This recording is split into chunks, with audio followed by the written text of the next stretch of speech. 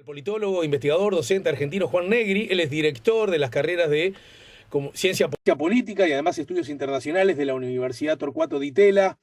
Hola Juan, buen día, bienvenido. ¿Qué tal? Buen día, Alejandro. ¿Cómo estás? Gracias por el contacto. Gracias a vos por aceptarlo. Bueno, yo le comentaba más temprano al público, también algunas semanas atrás, lo hacemos muy habitualmente con amigos argentinos, colegas, siempre muy dispuestos, muy generosos para participar. Lo conversamos la última vez con Belén Amado, a propósito del contexto tan peculiar que se está viviendo con mucha intensidad en la Argentina, porque es un año electoral, ¿no es cierto? Y ya se vienen las PASO, y las PASO, a diferencia de las nuestras, al ser obligatorias, así que casi, voy a usar un término de mi otra profesión, el teatro, sea como un ensayo general perfecto de lo que podría pasar tiempo después en las elecciones, más allá de que siempre hay alguna variante, ¿no es cierto? En fin, necesito que, aunque para vos implique llover sobre mojado, que nos expliques algunas cosas. Primero, hablarnos del candidato, del calendario, perdón, y en ese contexto, cómo se posicionan, por decirlo así, a grosso modo, los dos grandes bloques políticos, uno que está el gobierno con sus internas fuertes y otro que está en la oposición y que estuvo en el gobierno y que también luce internas fuertes, según uno puede advertir, día a día, diría hora a hora, y junto a esos fenómenos que necesitan ser explicados aquí, como el famoso caso Milei. La mesa está servida, amigo de la Academia Racinguista. Bueno, gracias Alejandro por esa tan generosa introducción. Sí, efectivamente el calendario electoral argentino es peculiar porque, como mencionabas vos, las primarias son obligatorias tanto para los partidos como para los votantes, con lo cual partidos que, por ejemplo, no presentan disputa interna también tienen que presentarse en las primarias, con lo cual lo que termina pasando, como decías vos, es una especie de radiografía muy fiel de las preferencias genuinas de la población. Y lo interesante es que los votantes después, con esa información que obtienen en las primarias, votan en las generales, con lo cual en la elección general, que ya es por los porotos, ya es por los puntos, los votantes votan estratégicamente a partir de la información que tienen de las primarias, con lo cual eso afecta mucho el resultado, y lo hemos visto en el pasado en Argentina. Por ejemplo, un ejemplo que yo pongo siempre, Macri en 2015 termina ganando la elección, pero en la primaria saca algo así como 25% de los votos, es decir, su núcleo duro era 25% de los votos, pero conforme fue avanzando los distintos pasos, fue recibiendo el voto estratégico de un montón de votantes que no querían que ganara el kirchnerismo, entonces terminó siendo como dice, el voto estratégico. La política argentina también efectivamente está hace 10 años, históricamente la política argentina se estructuró en un eje fundamental que es peronismo-antiperonismo. Ese es el gran eje explicador de la política argentina desde la década del 40. La gran diferencia hace 10 años es que el antiperonismo se unió, se terminó, digamos, de resolver algunos problemas, etc. Y la Unión Cívica Radical, el gran partido de las clases medias antiperonistas argentinas, se termina aliando con el partido del ingeniero Macri, exitoso presidente de Boca Juniors, etc. Las dos coaliciones están viviendo una crisis de liderazgo. Tanto Cristina Fernández de Kirchner, que supongo que todos tus oyentes la conocen, y Mauricio Macri han decidido no competir, son candidatos como muy populares dentro de su núcleo duro, pero muy impopulares en el votante general. Han decidido no presentarse en esta elección y eso ha generado crisis de liderazgo. Hoy, para Se hacerlo... podría decir, corregime si le erro el bicochazo, Juan, pero se podría decir que Cristina probablemente un poco más, no sé si le erro, corregime, pero se puede decir que tanto Cristina como Mauricio tienen muy altos pisos, pero muy bajos techos también, ¿no? Sí, correcto, correcto. Es decir, y la elección argentina, como se gana por el centro, digamos, la primaria, también, lo que hablábamos al principio, ¿no? También juega de otra manera, que es la primaria, te obliga a irte más al extremo de tu núcleo duro, pero después en la general tenés que volver al medio.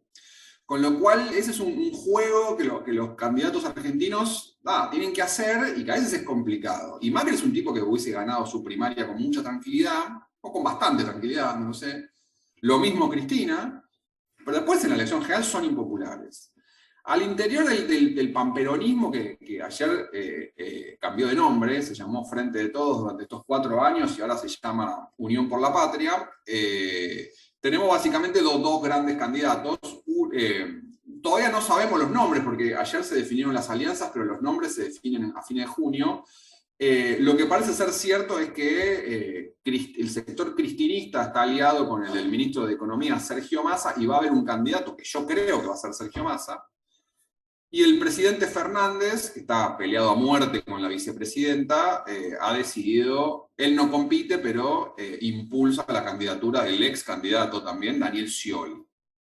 Entonces, por primera vez desde 1988, parece que el peronismo va a tener elecciones internas competitivas. En 88, el entonces gobernador de La Rioja le gana Carlos Menem, le gana a Antonio Cafiero, una figura histórica del peronismo, y después termina siendo presidente por 10 años, ¿no? Sí, sí, sí. Así que yo creo que la debilidad relativa del cristinismo ha llevado a una especie de, o está empezando a llevar a una democratización del peronismo, donde el peronismo va a tener por primera vez, insisto, elecciones primarias competitivas.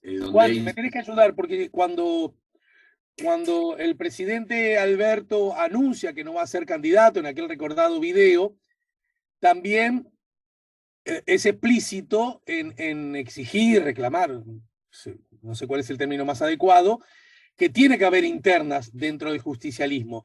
En la medida que parece que todo indica se va a ir a esa realidad, puede decirse que aún con su debilidad, que parece ser más o menos elocuente, logra torcerle la mano un poco a Cristina. ¿Cómo se explica eso? Porque primero, ¿es un triunfo de Alberto en cuanto a la interna? ¿Y de dónde viene esa capacidad de torcer la mano? ¿Porque tiene poder Alberto o porque hay otras lógicas dentro del espacio K que incluso han dejado un tanto más débil a la expresidenta? Yo creo que, sí, yo creo que se lo puede considerar un triunfo de Alberto, era algo que el albertismo quería, efectivamente, por la vocación de Alberto de un poco sacársela de encima a Cristina. A mí me da la impresión de que Alberto Fernández, el presidente, queda muy dolido por su experiencia de gobierno y cómo la vicepresidenta lo boicoteó desde adentro, e hizo suya una necesidad de decir, bueno, es hora de sacarse de encima a Cristina Fernández. Y la manera de hacerlo es obligarla a competir en las primarias. O una de las maneras de hacerlo. Yo no creo que sea tanto producto del poder que tiene Alberto, que es bastante marginal, sino que tiene que ver con que Cristina ha visto desde hace... O sea, Cristina es una figura súper importante en la política argentina, pero está perdiendo poder progresivamente. O sea, si nosotros pensamos que sacó el 54% en 2011, que en algún momento en 2013 se hablaba de la posibilidad de que pudiera reelegir, que después fue una figura clave en la designación de las fórmulas en 2015 y en 2019, pero que en 2019 tuvo que ir como segunda porque ella sabía que no ganaba, y hoy está enfrentando primarias, lo que estamos viendo es, insisto, un cierto declive de su poder de negociación interno. Yo la digo, para hacerla corta, no creo que tenga que ver tanto con el poder de Alberto, sino con el declive de la popularidad de Cristina al interior del peronismo, que muchos al interior del partido le cobran esta experiencia política. Es decir, el experimento de Alberto Fernández es una creación de ella, y salió mal. Y salió mal. Y esas cosas no están exentas de costos en política, ¿no? Entonces, están empezando a levantar la voz, me parece, al interior del partido sobre eso. En la lista, ahora pasamos a la oposición, pero para terminar con el bloque del gobierno, digamos, en la lista de posibles candidatos, no mencionaste a Guado de Pedro, ¿no? Que es una figura o lo mencionaste y se me escapó, no me di cuenta. No, no lo mencioné por nombre, pero hablé de la alianza entre Cristina y el masismo, y entonces yo creo que Guado, el ministro de Interior, el kirchnerista más puro de la ecuación, me parece, entraría en la fórmula de alguna manera con Massa. Es decir, yo lo que imagino, el escenario base que todo el mundo está hipotetizando o pronosticando es una fórmula Massa de Pedro, ¿no? Es decir, Massa presidente, de Pedro vicepresidente. Pero en la alianza masismo-cristinismo yo le incluyo a Guado de Pedro, porque Cristina no compite. Entonces, Sí. Guado de Pedro es como la gente de ella, ¿no?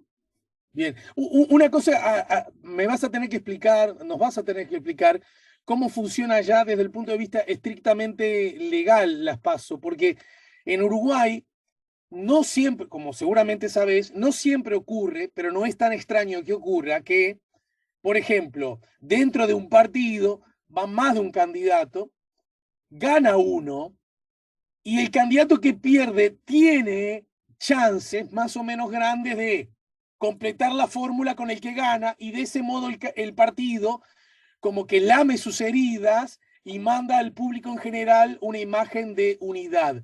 ¿Por qué a las PASO lo que percibo ya se van con las fórmulas cerradas? Quiero decir, para jugar, eh, ponele, gana Massa y segundo sale Scioli. Y bueno, ¿por qué ese bloque, en este caso, en este bloque, podría ser lo otro en el bloque de la oposición, ¿por qué no armarían escenarios como para ir a la elección nacional verdadera, no al ensayo general con Massa Scioli o al revés, o como fuera? ¿Se entiende la pregunta?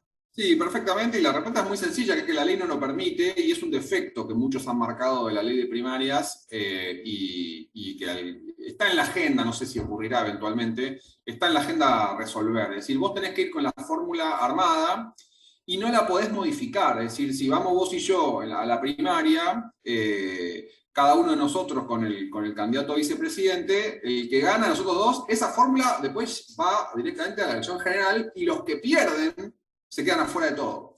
Con lo cual, exactamente eso que vos decís, es decir, no se permite, o el sistema no permite, hacer después una fórmula combinada entre el que ganó y el que perdió. Con lo cual, también termina pasando que los actores políticos tienen que hacer un cálculo de, bueno, a ver, ¿me presento solo o trato de aliarme con alguna de las fórmulas? Esto pasa, por ejemplo, con el candidato radical, la Unión Cívica Radical, el gran partido, el segundo gran partido argentino, su líder, que es el gobernador Gerardo Morales.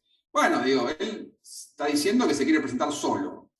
Pero algunos dicen, en realidad, está tratando de negociar, porque como va a perder, lo que le conviene es negociar la vicepresidencia ahora con alguno de los otros candidatos. Entonces, es un problema y bueno, como te dije, no sé si no se va a resolver este ciclo electoral.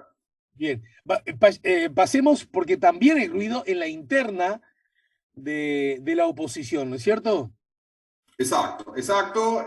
La decisión de Macri de bajarse abre la puerta para estos liderazgos de segunda generación. Hay una cosa interesante, que es que el macrismo tuvo la capacidad, que no tuvo el kirchnerismo, de generar liderazgos secundarios después de la figura de Macri, ¿no? El kirchnerismo queda siempre muy huérfano, nunca, más allá de la figura de ella, no tiene dirigentes populares detrás de ella. El macrismo sí, y básicamente la primaria de la interna de la oposición, de Juntos por el Cambio, está marcada por el alcalde de Buenos Aires, Horacio Rodríguez Larreta, y la ex ministra de Seguridad de Macri, Patricia Bullrich. Rodríguez Larreta es este perfil técnico de persona obsesiva, trabajadora, con mucha capacidad de gestión, que fue el sucesor de Macri en la ciudad de Buenos Aires, y que desde 2015 se lo planteaba como el candidato natural, ¿no? El tipo que venía de atrás, haciendo los deberes, etc. Pero un candidato con muy baja capacidad de empatía, ¿no? Esos candidatos, esas personas que no tienen como el carisma necesario que a veces se requiere para las campañas. Supongo que Belén, con la que hablaste hace poco, que es experta en comunicación, sabe mucho más de esto que yo. Y Patricia Bullrich, una figura con menos equipo, que venía más de atrás, pero que conecta mejor con el votante, ¿no? Entonces es una de las grandes preguntas de la elección argentina, tal vez la más importante, es quién gana la elección de la oposición, ¿no? Es decir, si Pero gana acá, Rodríguez Larreta. acá me tenés que ayudar en tu condición de profe. Déjame asumir 20 segundos una condición de alumno para, usando el argumento que vos decías más temprano, acerca de esta dualidad, de estos equilibrios que hay que manejar en la interna primero y en la elección nacional después. Desde acá, y quizás le estoy errando el bizcochazo, me da la sensación que, bueno, que Patricia luce como un cuadro político férreo, fuerte, pero también por esa misma condición y por su innegable vocación para el desencuentro y el conflicto, también eso implica como una especie de piso, ¿no? Debe generar muchas resistencias en buena parte de la población. Me da la sensación que Larreta en ese sentido, incluso con el arranque del gobierno de Alberto en medio de la pandemia, por lo menos desde acá, dio como señales de capacidad de construcción política con los suyos y con ajenos, que podría ser un poco una candidatura un poco menos resistida por otros. ¿O le estoy errando el bizcochazo? No, está muy bien, creo que es así, creo que es así. Rodríguez Larreta siempre se presentó como es decir, construyó una campaña pensando en la elección general y no en la primaria. Entonces se mostró siempre como el candidato moderado, el candidato centrista, siempre hablaba de la coalición del 70%, él una cosa que siempre decía, y sigue diciendo hasta el día de hoy, es las reformas que necesita la Argentina requieren amplios consensos, entonces siempre canales abiertos con el peronismo. Hace unos 10 días amenazó con sumar a Juntos por el Cambio, es decir, a la coalición antiperonista, al gobernador peronista de Córdoba, que está peleado históricamente con el kirchnerismo. Así que, insisto, sí, de esos líderes políticos que hablan con todos, de esos líderes políticos muy pragmáticos, pero a la vez que dan la sensación de que son bastante ambiguos, ¿no? Que bueno, digo, este tipo como que pueden adoptar casi cualquier forma, ¿no? Patricia es una persona que cuando uno la escucha parece convencida de lo que dice, ¿no? Entonces, y yo creo que si uno mira también experiencias políticas en países vecinos, en Brasil, incluso en Estados Unidos de Donald Trump, me parece que esta idea de la frescura política es un valor hoy en día. Esta idea de, bueno, el tipo no está coacheado, ¿no? El tipo no es un producto del marketing político, ¿no? Entonces, y creo que Patricia representa eso, ¿no? Como alguien que está convencido de lo que dice.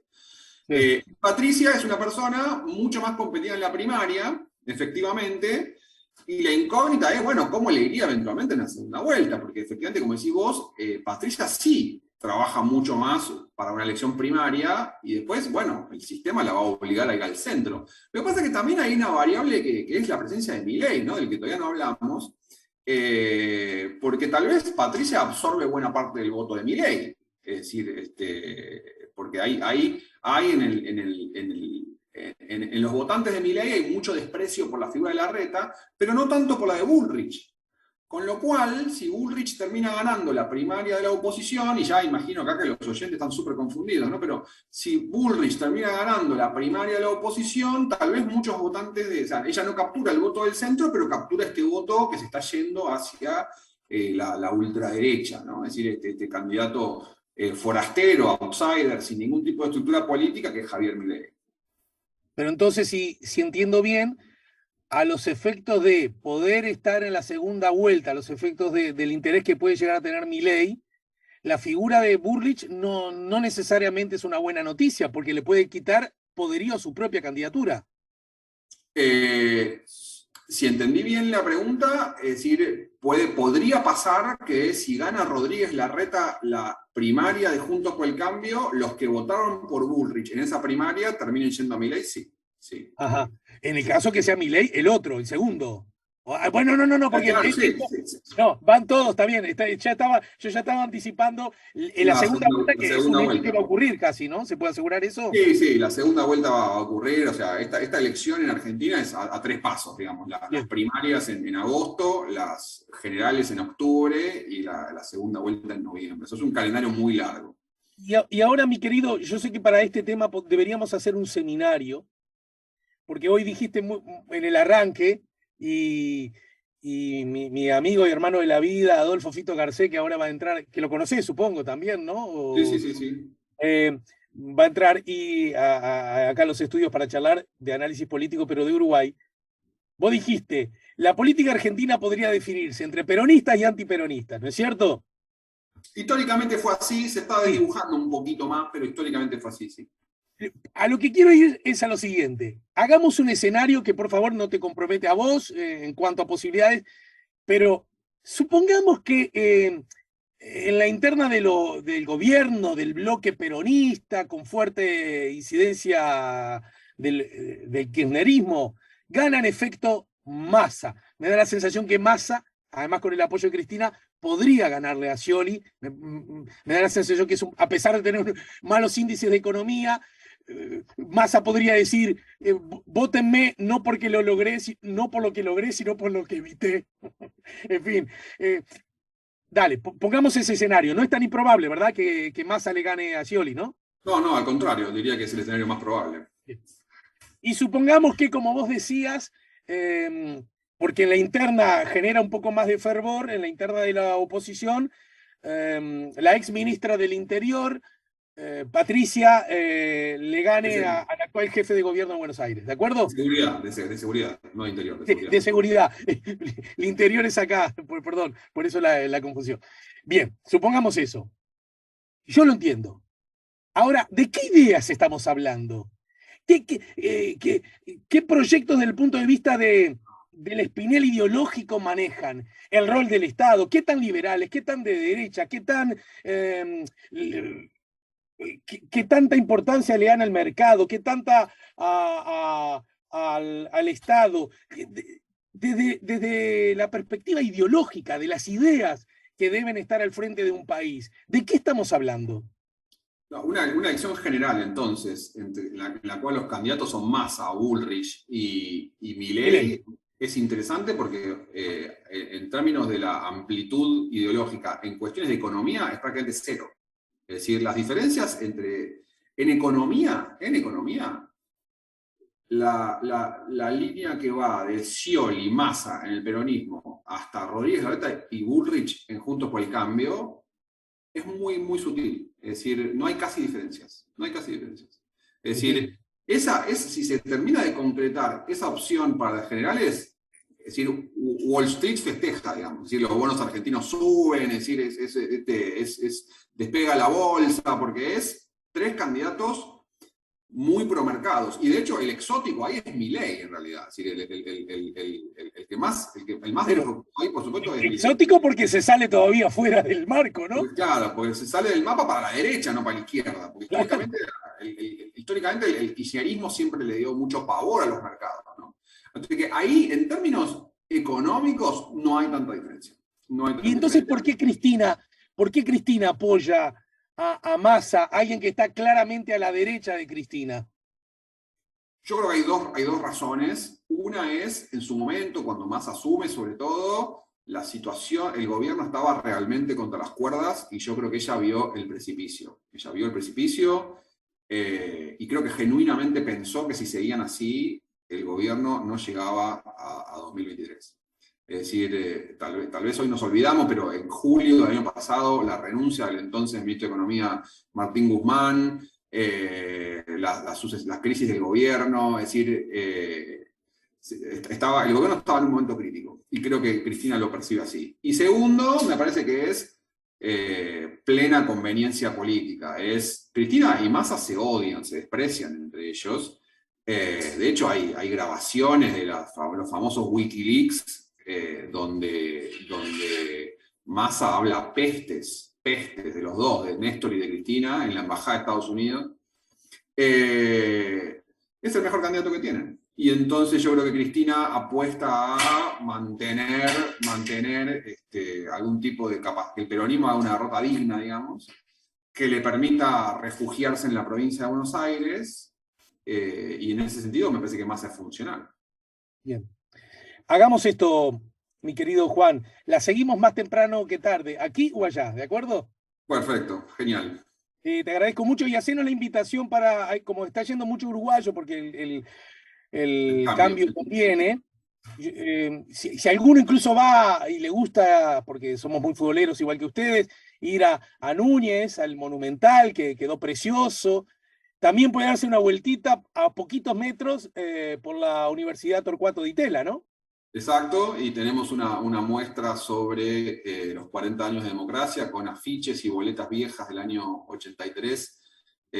Bueno, es una especie de túnel del tiempo a lo que fue la campaña que hoy se cumplen 40 años. La Hoy, vi con mi año. hijo, fue una recorrida muy cortita, pero me gustó mucho porque además implica recordar cosas que uno vivió también. Una cortita de la muestra. Uno de los afiches, como decía muy bien uno de tus colegas profesores, había mucho hincapié en la figura de Raúl Alfonsín por encima de la Unión Radical, es decir, el RA, Raúl Alfonsín, República Argentina, mucho más subrayado que Partido Radical, ¿verdad? Como una estrategia de comunicación.